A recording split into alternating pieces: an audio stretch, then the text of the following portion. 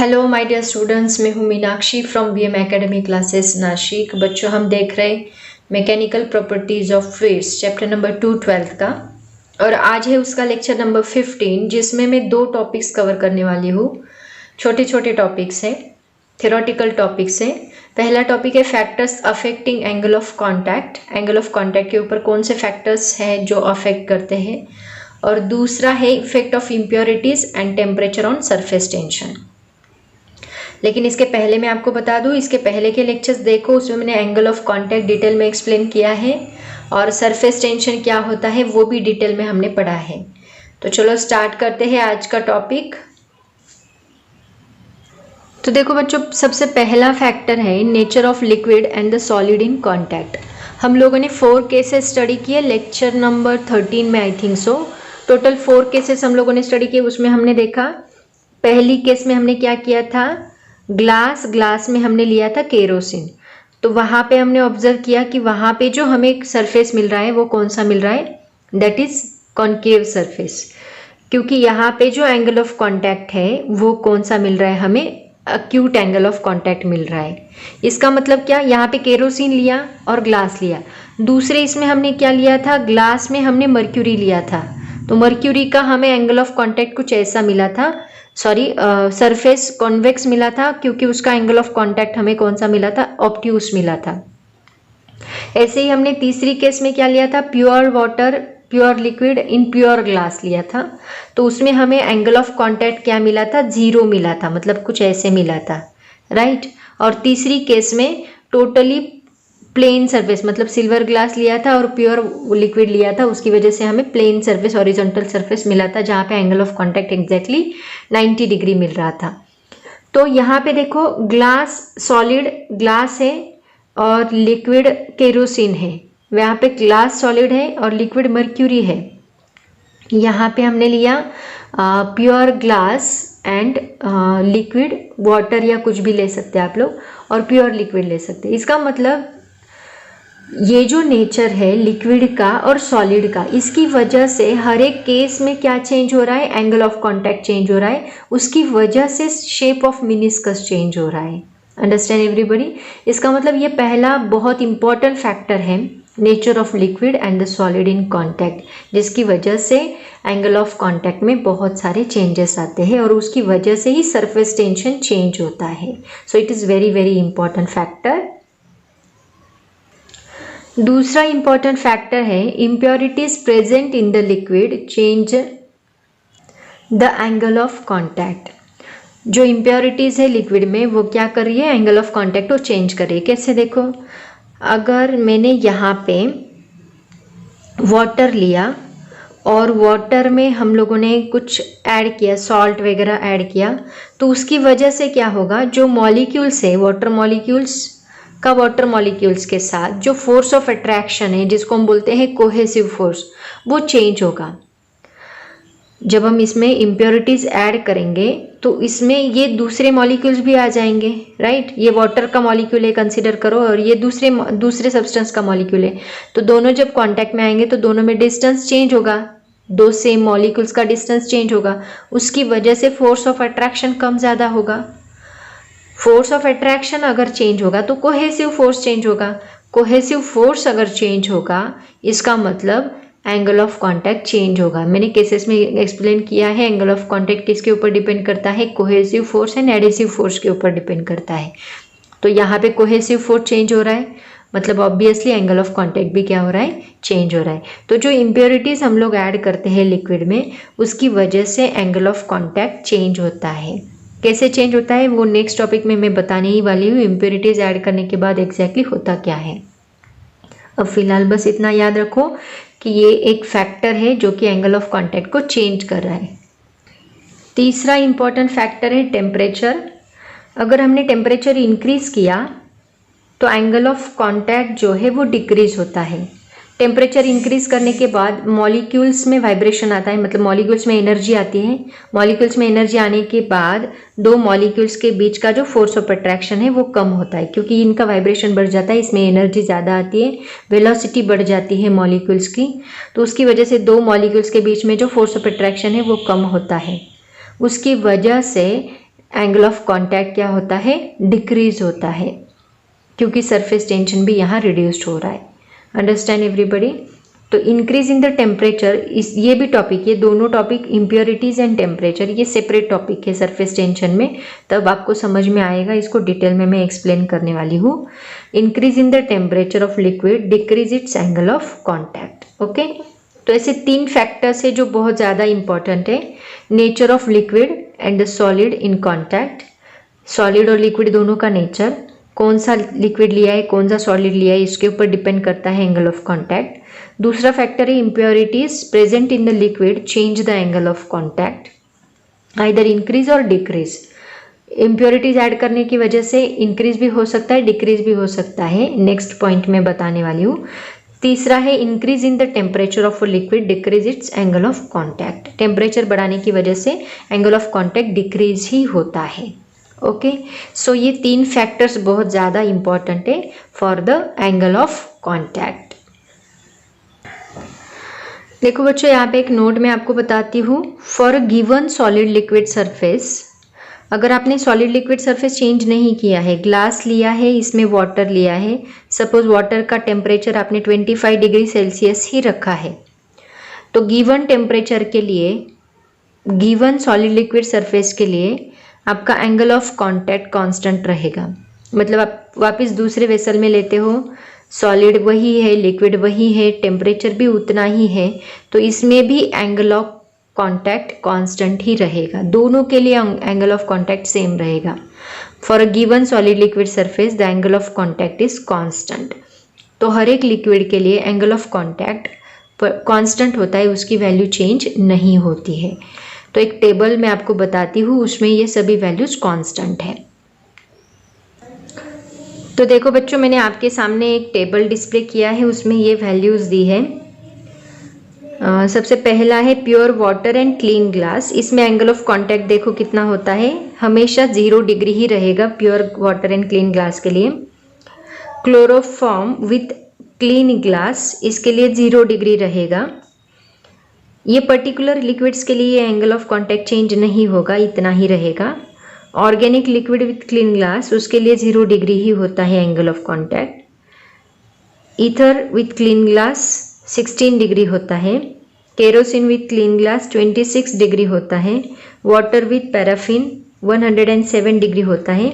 Mercury with clean glass 126 degree होता है। तो ये एंगल ऑफ कॉन्टैक्ट हमेशा इतने ही रहेंगे, ये कभी भी चेंज नहीं होंगे। These are the constant values of angle of contact with liquid and solid।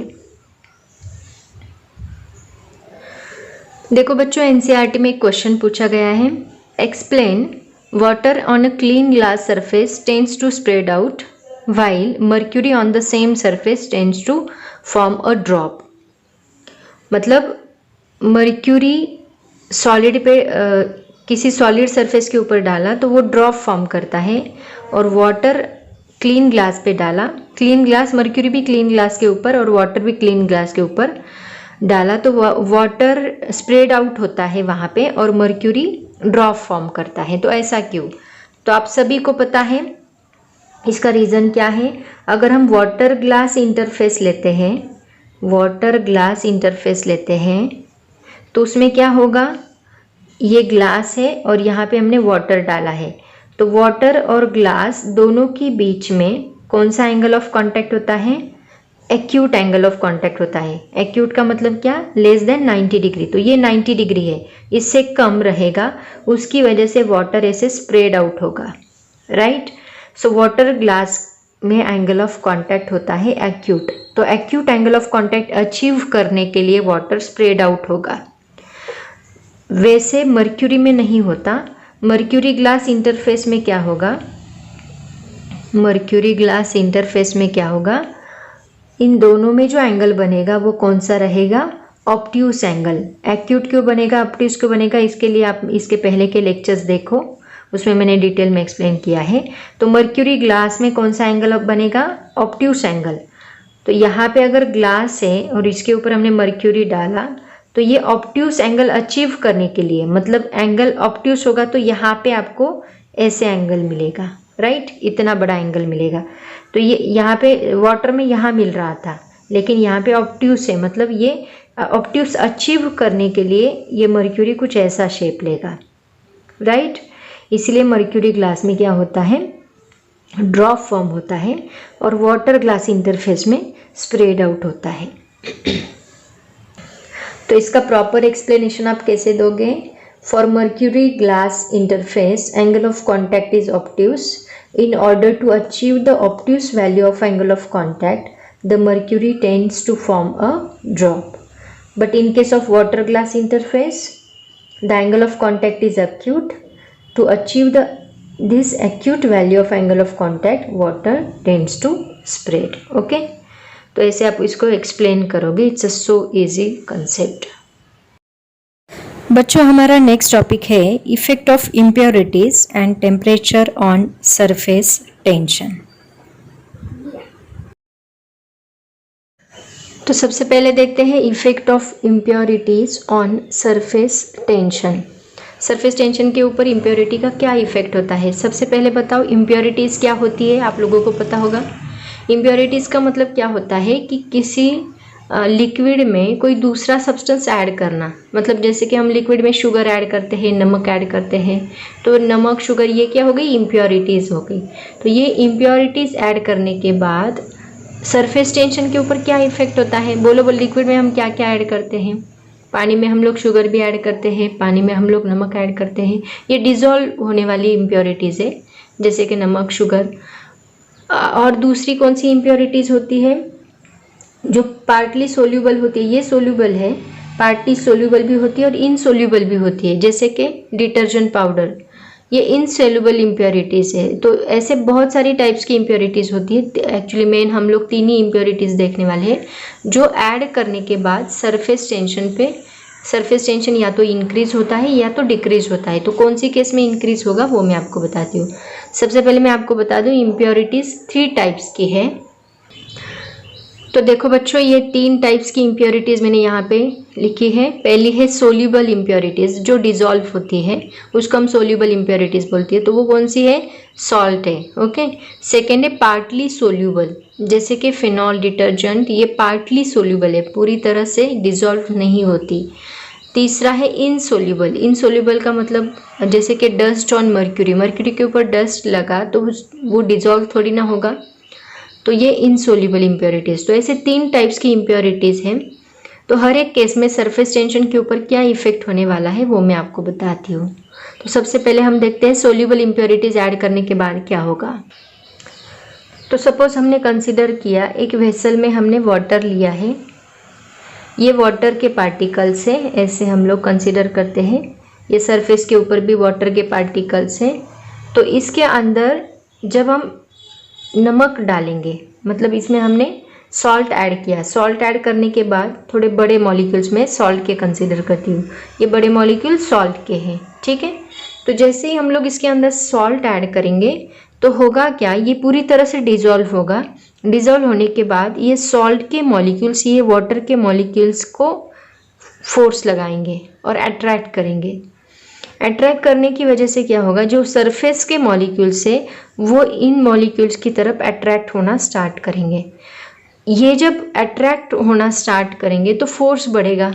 Force बढ़ेगा मतलब सरफेस एनर्जी बढ़ेगी, और सरफेस एनर्जी बढ़ी मतलब क्या बढ़ेगा, सरफेस टेंशन का फॉर्मूला क्या है, फोर्स पर यूनिट लेंथ. और यहाँ पे फोर्स क्या हो रहा है, इंक्रीज हो रहा है. अगर फोर्स इंक्रीज हो रहा है तो ऑटोमेटिकली सरफेस टेंशन भी क्या होगा, इंक्रीज होगा. अंडरस्टैंड. तो सोल्यूबल इम्प्योरिटीज़ जब हम ऐड करते हैं, when soluble impurities increases added into the substance, added into the liquid, then surface tension also increases. तो हम बोल सकते हैं कि soluble impurities जो है, soluble impurities is directly proportional to surface tension, because soluble impurities increases, surface tension increases. Soluble impurities decreases, surface tension decreases. So both are directly proportional to each other. ये soluble impurities का और surface tension का relation है. Next point है partly soluble impurities. अब हम क्या करेंगे, वेसल में वाटर लेने के बाद यहाँ पे हम लोग डिटर्जेंट पाउडर ऐड करेंगे, ठीक है। तो जब हम डिटर्जेंट पाउडर इसके अंदर ऐड करेंगे तो यहाँ पे ये सोल्यूट नहीं होता, मतलब डिज़ोल्व नहीं होता। डिटर्जेंट पाउडर पार्टली सोल्यूबल है, तो इसके जो मॉलिक्यूल्स है वो डिज़ोल्व नहीं होते, इसकी वजह से वो लिक्विड मॉलिक्यूल्स के ऊपर फोर्स एक्ट नहीं करते। तो होता क्या है, जो लिक्विड के मॉलिक्यूल्स है, सपोज ये 2 लिक्विड के मॉलिक्यूल्स हैं, इन 2 लिक्विड के मॉलिक्यूल्स के बीच में एक ये डिटर्जेंट का मॉलिक्यूल आएगा, उसकी वजह से क्या होगा, ये 2 मॉलिक्यूल्स का फोर्स ऑफ अट्रैक्शन कम हो जाएगा। वैसे ही यहाँ पे अगर ये मॉलिक्यूल्स है तो इन दोनों में फोर्स ऑफ अट्रैक्शन होता है, उसकी वजह से ही सरफेस टेंशन क्रिएट होता है।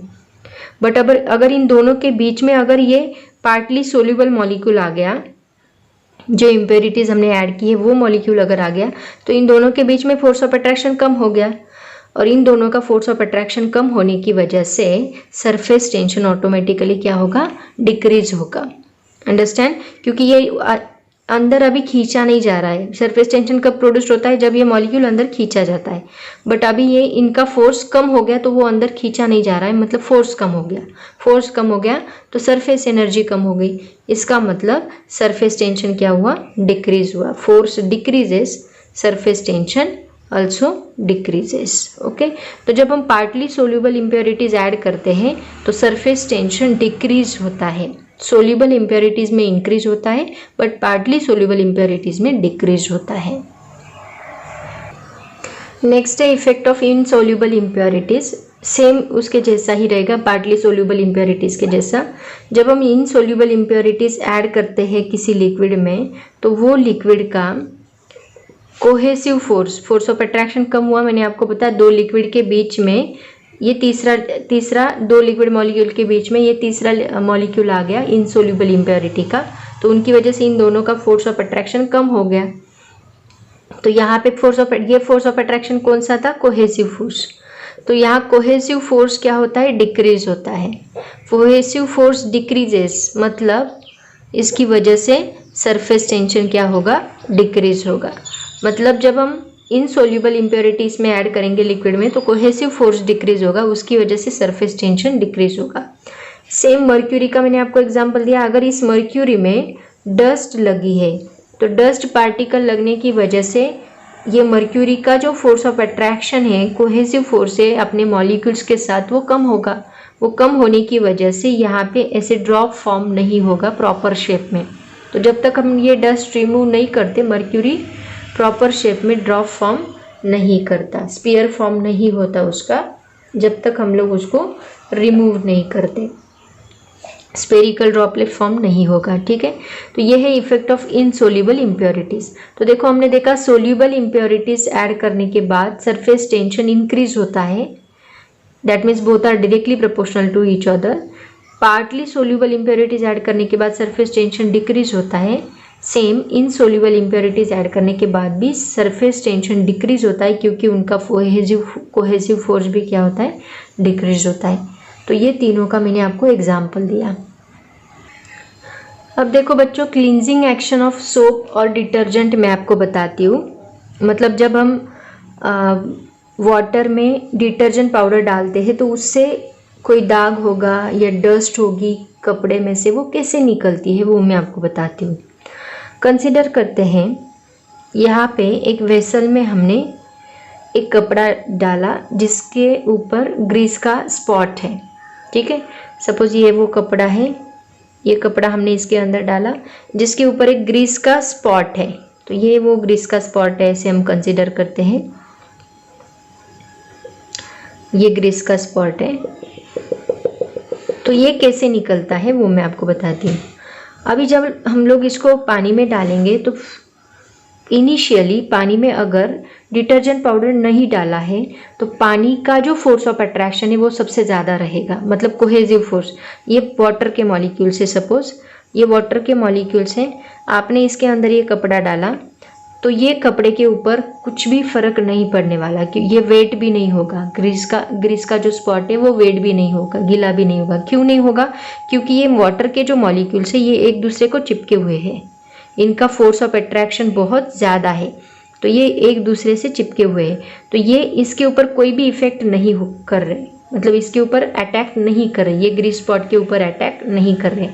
अब क्या होगा, जब हमने इसके अंदर डिटर्जेंट पाउडर डाला तो डिटर्जेंट पाउडर के जो मॉलिक्यूल्स होते हैं उनका स्ट्रक्चर कुछ ऐसे हेयर पिन जैसा स्ट्रक्चर होता है, ऐसा स्ट्रक्चर होता है उनका।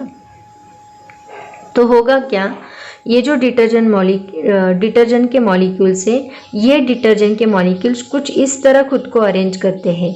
मतलब इनका जो टेल होता है वो ये ग्रीस स्पॉट पे होता है और जो हेड होता है ड्रॉप जैसा वो वाटर में होता है। तो वो इस तरह कुछ खुद को अरेंज करेंगे ये डिटर्जेंट के मॉलिक्यूल्स इस ग्रीस स्पॉट के ऊपर।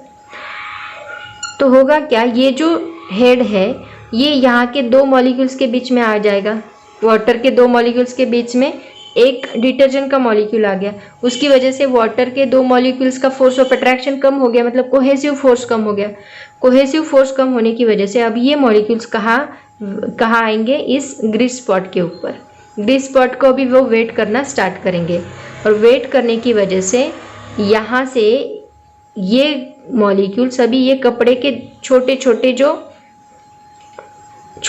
जो प्लेसेस है, मतलब सपोज ये धागा है, ये धागे के बीच में ये जगह है, तो ये मॉलिक्यूल्स उनके अंदर भी जाना स्टार्ट करेंगे क्योंकि वो अभी फ्री हो गए, उनके ऊपर फोर्स ऑफ अट्रैक्शन नहीं रहा क्योंकि उनके बीच में डिटर्जेंट का तीसरा मॉलिक्यूल आ गया।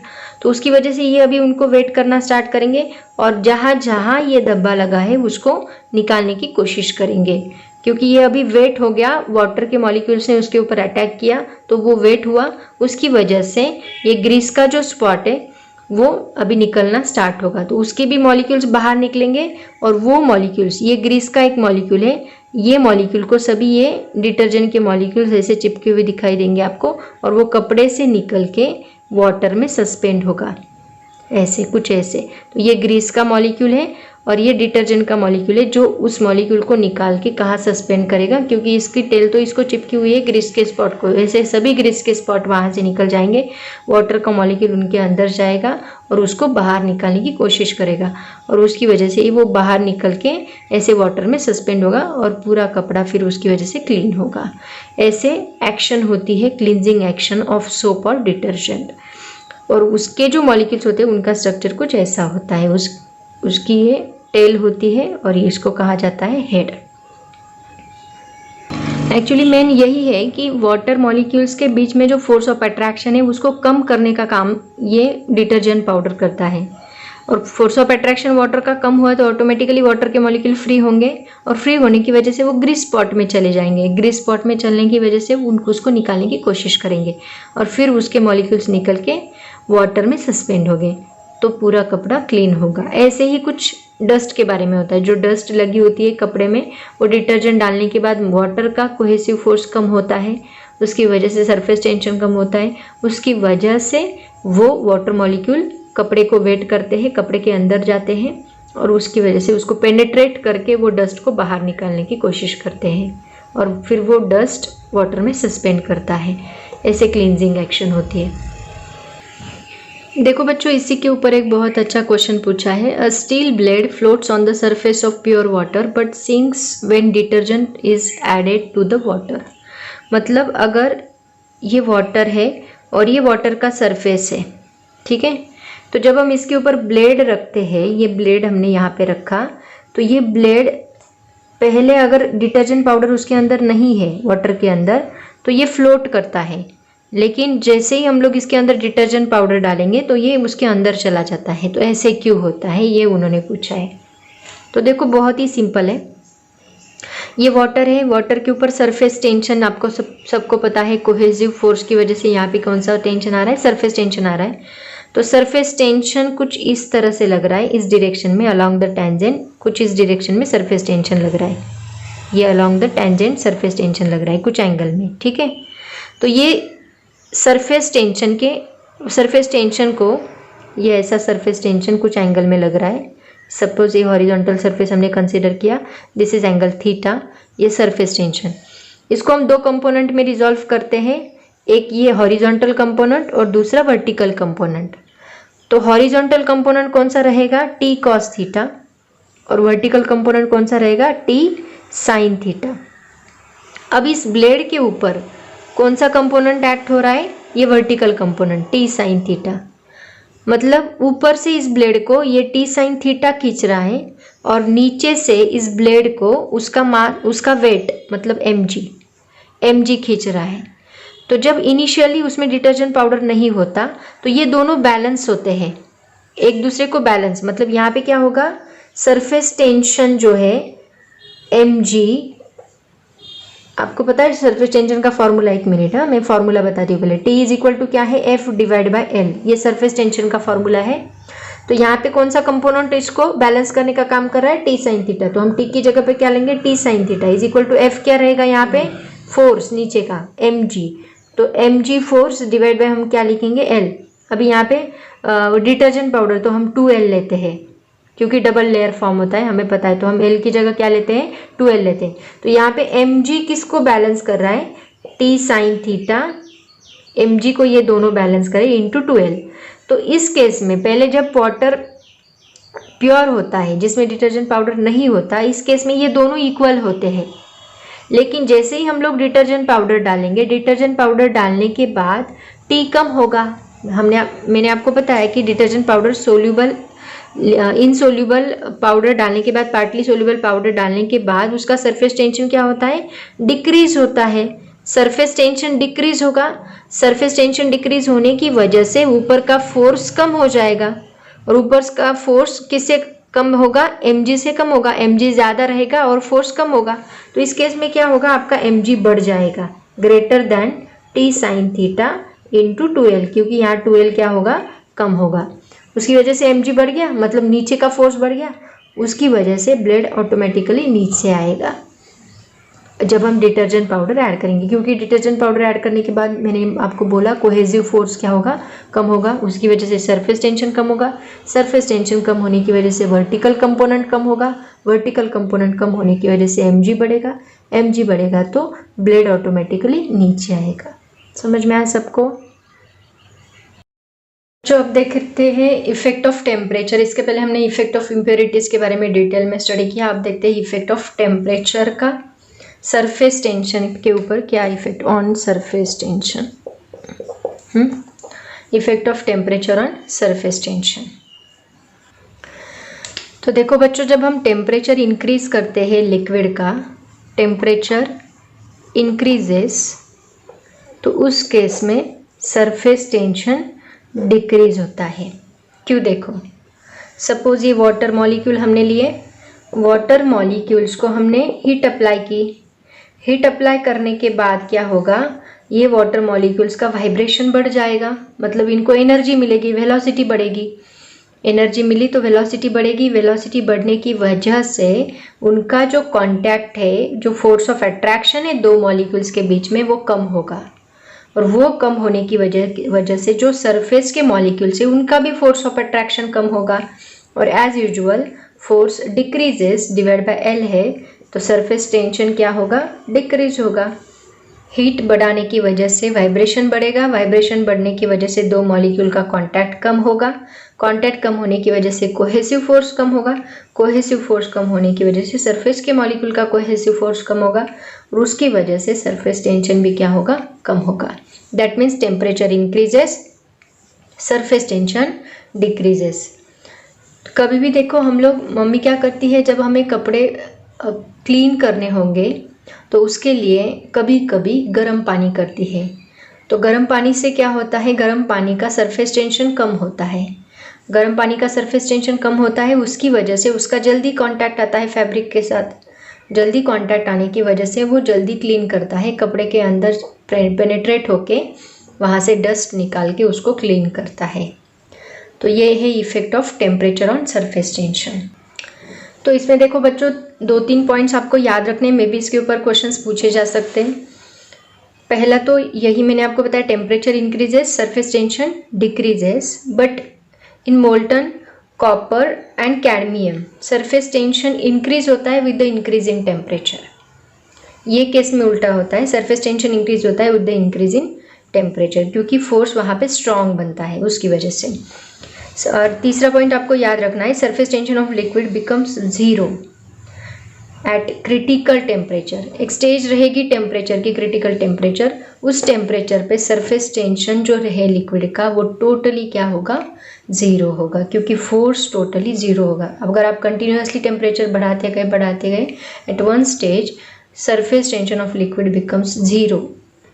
ओके, तो ये 3 पॉइंट्स आपको याद रखने हैं। उसके बाद और एक फॉर्मूला, अगर आपको सरफेस टेंशन का यूज़ कर, सरफेस टेंशन कैसे वैरीज होता है, ये इसके लिए एक फॉर्मूला उन्होंने दिया है, वो आपके बुक में नहीं है एक्चुअली, बट आप लोग उसको याद रख सकते हैं। 1 मिनट में इसको पहले रफ करती हूँ।